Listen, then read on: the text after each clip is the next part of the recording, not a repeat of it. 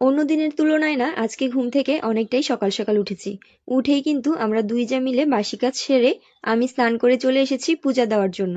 জানো তো আজকে না মাই পূজা দিতে চেয়েছিল, কিন্তু আমি মাকে বারণ করেছিলাম। কেননা কালকে রাতে আমাদের ঘরে বছরের প্রথম তরমুজ এনেছিল। আর আমার না যে কোনো নতুন ফল দিয়ে পূজা দিতে ভীষণ ভালো লাগে। আমার মনে হয় আমরা হিন্দুরা যে কোনো ফল প্রথমে ভগবানকে দিয়ে তারপরেই নিজেরা খাই। তো যাই হোক, আমি পূজা দেওয়া শেষে গিয়ে দেখি মা সকালে খাওয়ার জন্য সেমাই রান্না করছে। আর এই সেমাইটা মা একেবারে দুধ আর কিশমিশ দিয়ে সিম্পল ভাবে রান্না করে, কিন্তু খেতে ভীষণ মজা হয়। তো সকালে আমি আর দিদি মুড়ি দিয়ে সেমাই খেয়েছিলাম। মা সেমাই মিষ্টি জাতীয় খাবার রান্না করে ঠিকই, কিন্তু নিজে খায় না।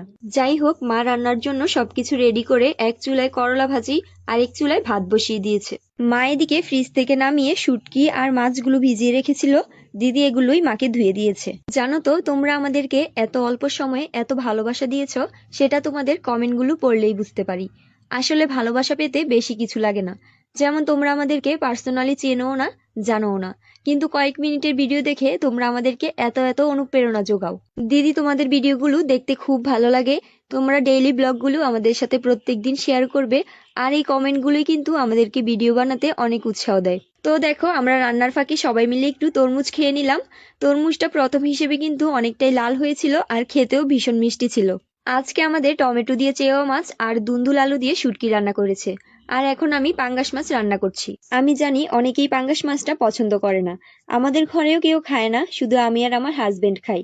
তাই মাঝে মধ্যেই তোমাদের দাদা পাঙ্গাস মাছটা নিয়ে আসে। তো আজকে আমি টমেটো পেঁয়াজ দিয়ে পাঙ্গাস মাছ ভুনা করেছি। তো তোমরা কে কে পাঙ্গাস মাছ খেতে পছন্দ করো আর কে কে খাও না, অবশ্যই কমেন্টে বলে যাবে।